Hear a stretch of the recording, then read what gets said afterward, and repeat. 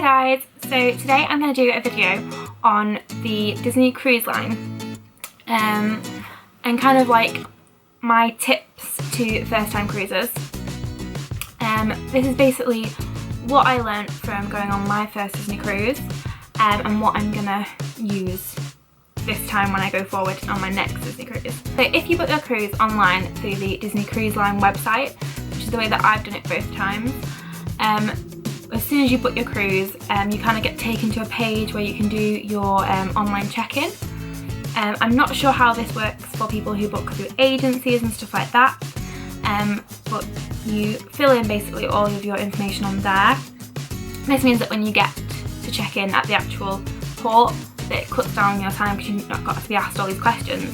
So if you have access to that before you go, definitely fill all that in before. It just makes your life so much easier when you first get there. If you don't have access to that, what you get sent is one of these, which is your Disney Cruise Line book, basically. And in here, they have got some of the same forms as what they've got online, so you can fill them in on here. So this is my one from my last cruise. I haven't got my one from my first cruise yet. I'm not sure exactly when you get these if you're in America, but in the UK it tends to be about a month before your cruise that you will get these. In this book, it comes with some of the forms, like I said. So if you kind of go towards the back, it's got your ship contact information, and it's got your cruise documents. So on the cruise documents is the stuff that you need to fill in. So again, if you fill these in before you get there, it just makes life so much easier. It's basically stuff like emergency contact information, how you're going to pay when you're on the cruise, and just stuff like that. First time cruisers, you will be using the normal check-in lanes on the cruise. If you've been on a cruise before, as soon as you've been on one, you'll automatically put into the Silver Castaway Club, which is what I'll do the next time we go. So you have your own special like check-in lines then, which is slightly shorter. But to be honest, on our first cruise we went on the Disney Dream from Cape Canaveral, and the queue to check in was very short anyway, and we walked straight on the cruise. And I think this time we're going from Miami, and from what I've kind of looked at online, it does look like it's a bit more of a busy, confined port. It looks like people get boarded in groups, which is not how it worked at Cape Canaveral, so I'm sure it's different everywhere that you go. Another tip for first time cruisers is don't lose your room key. So literally the first day, I think while we were at the sailing away party, I lost my room key. If you do lose your room key, it's not the end of the world. I just went to guest services and they printed me out a new one and deactivated my old one straight away, so it wasn't bad. But your room key has got your payment method on there, so like it just gets swiped and you sign. So it's like basically losing your credit card. So yeah, keep hold of this. What I did is I kept mine in the lanyard. Just otherwise, if I wanted to buy something really quickly, I could just get it out. If I needed to get in the room really quickly, I could just get it out because it's around my neck. And it meant that I wasn't having to carry a bag around with me when I was leaving the room, because I could just put this around my neck and go. Like I didn't need to take anything else.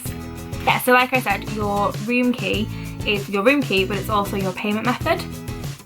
So when you want to buy anything extra on the cruise, so from the shops, from the bars, from eating at Palo or Remy, wherever you want to go, this is what you need.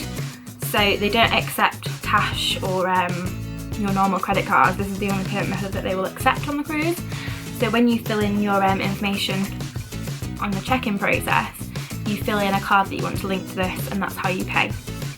And I think it's capped at about $300 or $500, something like that. So when you hit that limit, you have to go to guest services and pay it off before you can start putting more on it. But if you never reach that limit, we did a 4-night cruise and I never reached the $300 limit. I'd bought like a couple of charms from Pandora, a couple of bits and bobs, a couple of drinks, Remy, Palo.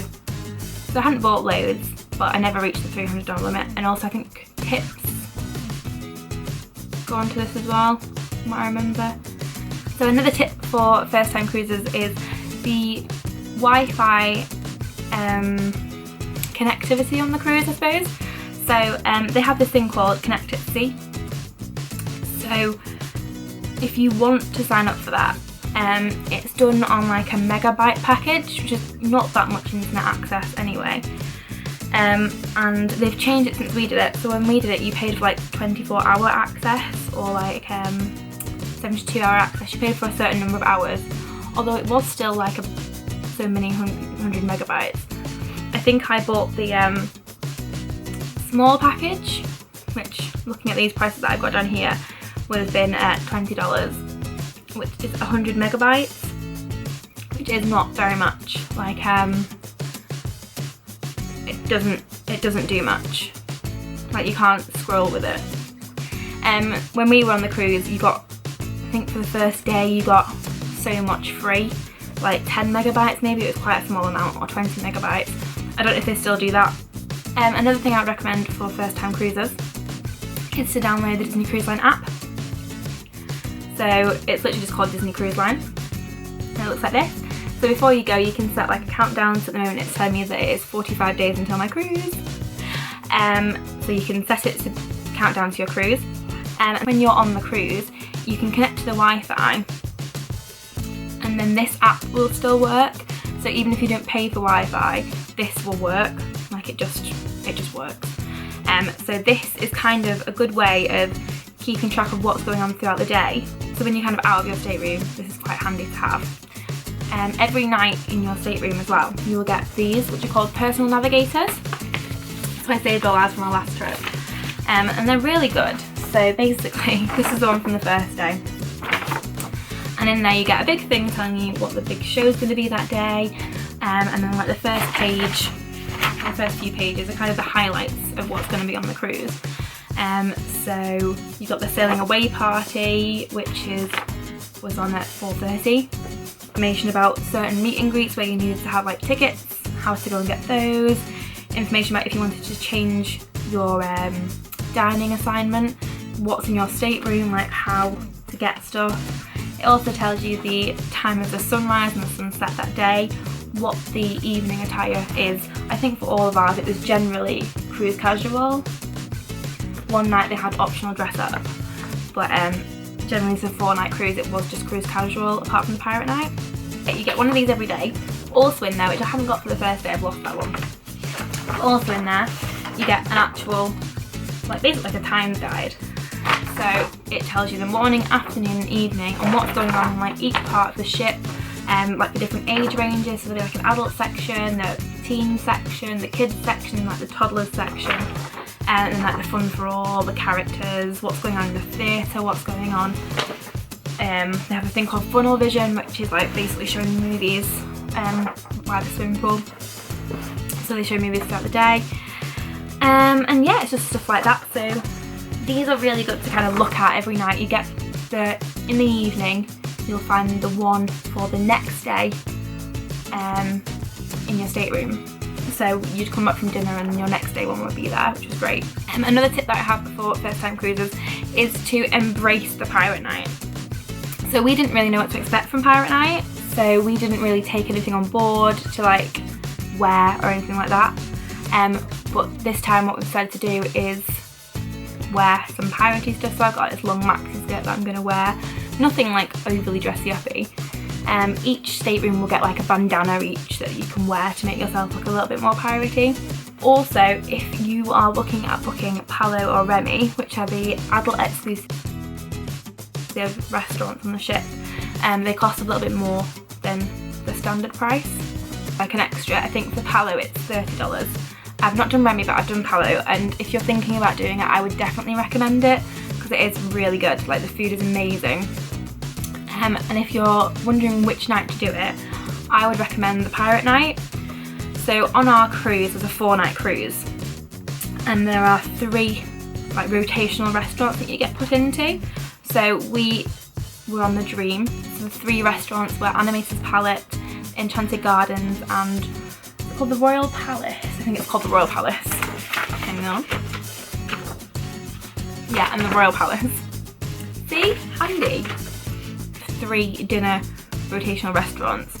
So we were down for, I think, Animator's Palette the first night, Enchanted Garden the second and third night, and then Royal Palace the fourth night. Now we'd booked into Palo the fourth night, so we changed from Palo to, no, we changed from Enchanted Garden on the third night to Royal Palace, but that third night was the Pirate night, and on the Pirate night every restaurant has the same menu. So although we got to go and like sit in the restaurant, we didn't get to experience that restaurant because each restaurant kind of has its own menu and lots of stuff that goes with it, and we didn't get to do that. So if you're kind of wondering which night would be good to kind of pay and do one of the adult restaurants, I would recommend Pirate Night, as that was the night when the food, I wasn't particularly blown away by the food that night. The other nights, I thought the other nights had much better food choice, and like each restaurant did its own thing really well. So I was quite sad that we didn't get to do Royal Palace, which is why this time we're doing Palo on the Pirate Night, when like we know that we won't be missing out on an actual restaurant experience. So for Palo and Remy, the attire for that is formal. So we didn't really know what to expect with that. And there were 3 of us who went, and we were all kind of on different levels of dressiness. I think I was probably the most dressy. I was wearing a maxi dress, maybe heels. And then one of our friends wasn't as prepared for being dressy, so she was wearing flip-flops, and one of the things that says not to wear is flip-flops, but they never brought it up or mentioned it at all, so she got away with it. So it is dressy, but at the same time don't worry about the fact that it's dressy. So I recommend wearing the flip-flops just in case it was just a one-off. We also went when the restaurant was completely dead.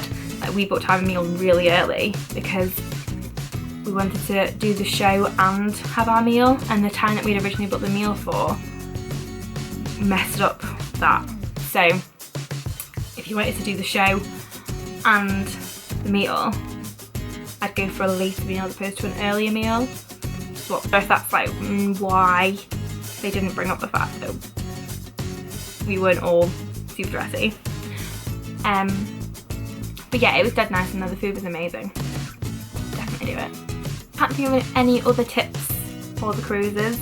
I think I am going to do a packing video to kind of show what kind of stuff I took on the cruise, like how many changes of outfits, which was quite a lot, and how many I'm planning on taking this time. Yeah, I hope those tips slash kind of review of the Disney cruise was helpful. If you've got any questions at all, then please comment below.